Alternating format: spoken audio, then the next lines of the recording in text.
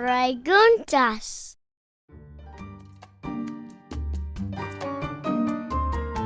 Me han escrito.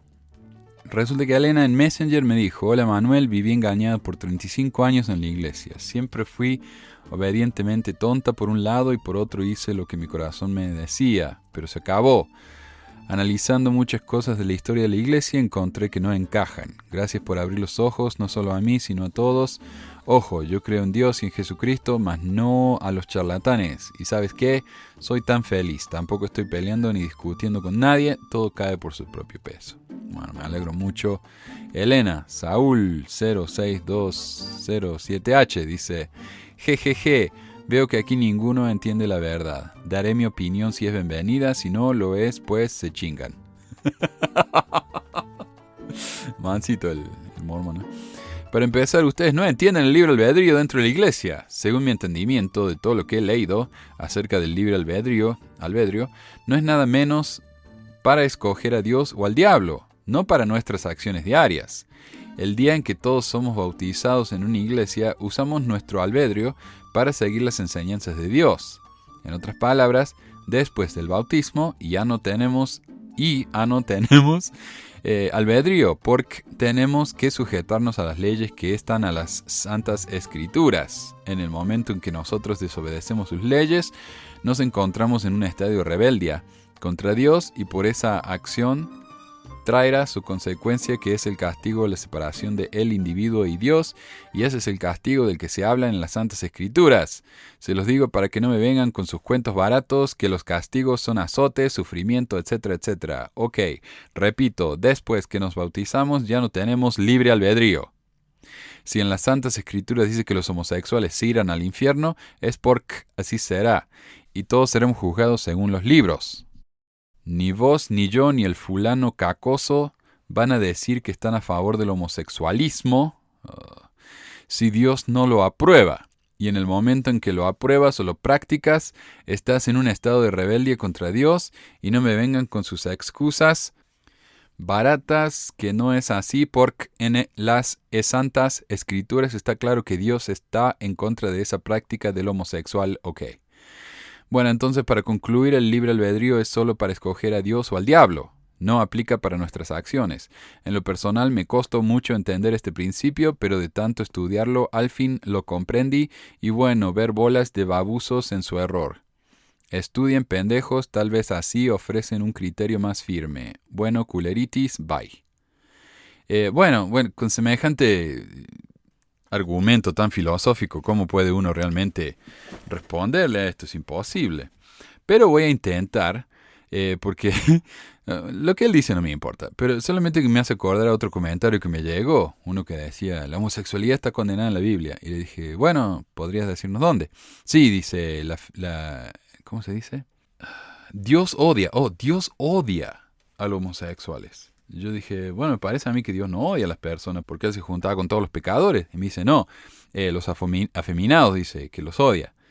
Y yo le dije: bueno, pero los afeminados no necesariamente son homosexuales. Yo conozco homosexuales que no son afeminados y afeminados que no son homosexuales. Además, ¿qué pasa con las lesbianas? Y sigue con lo mismo. Dice: no, los afeminados van a ser condenados. Así que no me entendió. Pero bueno, yo creo que lo que pasa es que cuando uno tiene asco hacia cierto grupo de gente, va a encontrarle una excusa, ¿no? Por ejemplo, lo encuentro en la Biblia.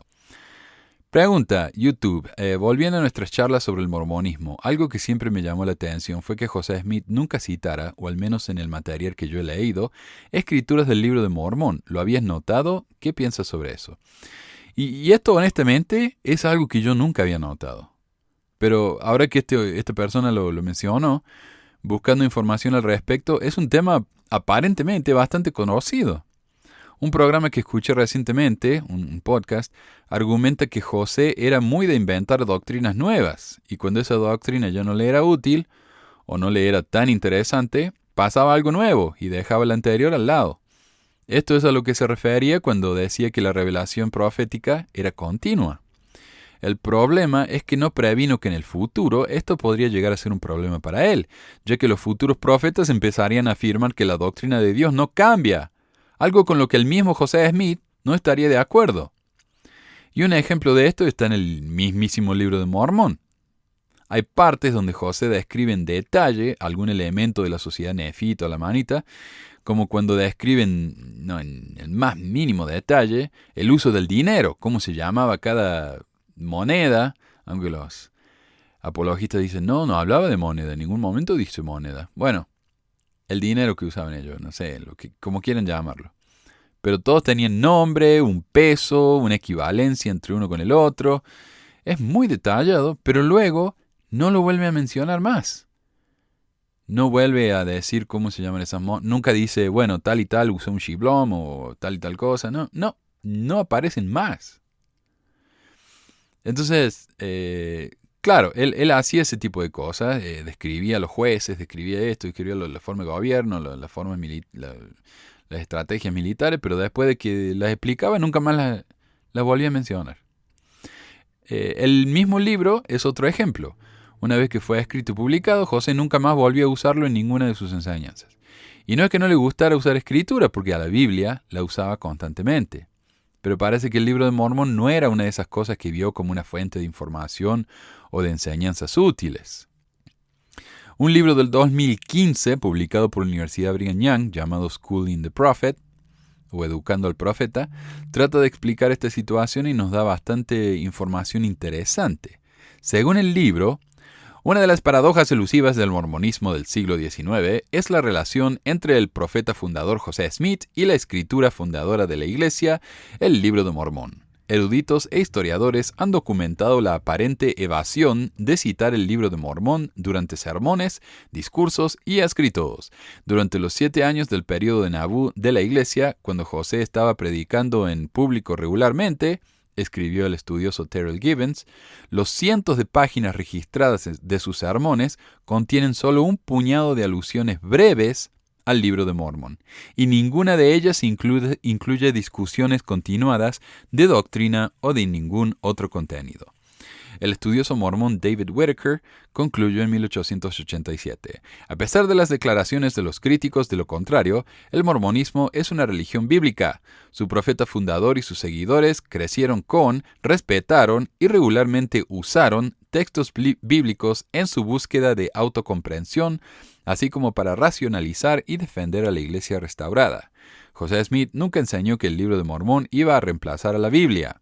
Él amaba y creía en la Biblia, y ningún estudio serio de su vida y enseñanzas puede ignorar este hecho. Ok, esto es muy interesante. Para empezar, tanto Whitaker como el libro admiten que, y Terrell Gibbons, apologista muy famoso en la Iglesia, admiten que José Smith conocía bien la Biblia.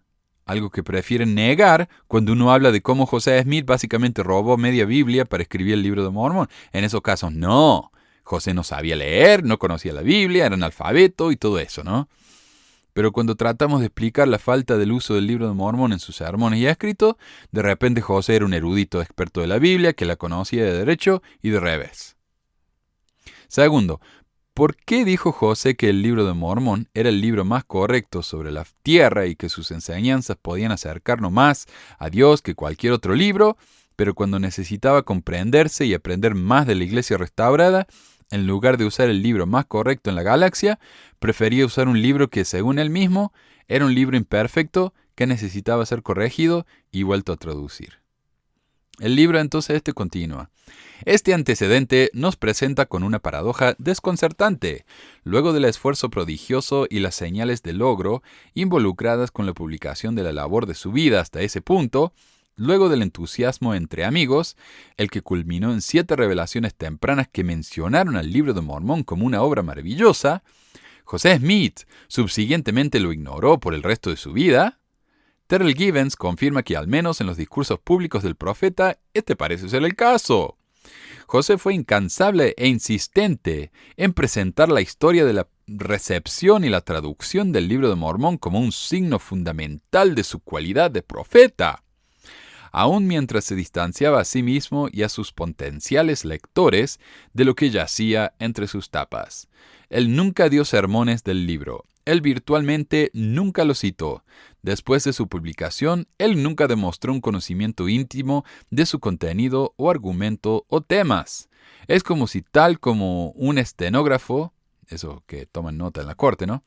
Él sintió el texto fluir de él sin tener un conocimiento del mismo. No hay evidencia de que haya estudiado el libro de Mormón o de que lo hubiera leído después de su publicación, excepto para hacer los menores cambios gramaticales para las subsiguientes ediciones. Sí, como 3.000 cambios hizo. O sea, lo que dice aquí el autor es que, de nuevo, admite que José nunca citó su libro, pero aclara, tal vez es porque el libro le fluyó de sí, por medio de la revelación. Los cielos le dictaban este libro, o lo leía ahí en la piedrita, él lo dictaba, y después que lo dictó, se olvidó lo que decía. Y por eso no lo conocía muy bien. En otras palabras, José no pudo haber escrito el libro, porque si lo hubiera hecho, hubiera recordado lo que decía. ¿Se dan cuenta? Es un argumento más o menos decente. Pero, si alguien ha escrito una historia, por más breve y simple que fuera, y no la revisa por un tiempo, qué sé yo, un mes, se va a olvidar lo que dice. Más si es un libro tan largo y con tantas vueltas irrelevantes y que no agregan nada al argumento. Yo he preparado ensayos que me llevaron meses de estudios, como cuando estaba ahí haciendo la maestría en la universidad. Las tesis que hice y todo eso, en cuanto lo terminé y lo envié, ya me olvidé de la mitad de lo que decía. Hay un caso incluso más claro, cuando un cantante se olvida la letra de una canción que ha estado cantando por años. Entonces, ¿hay alguna explicación más simple de por qué José no se acordaba de lo que decía su libro que decir que había sido porque él era un simple conducto espiritual? Obvio que sí.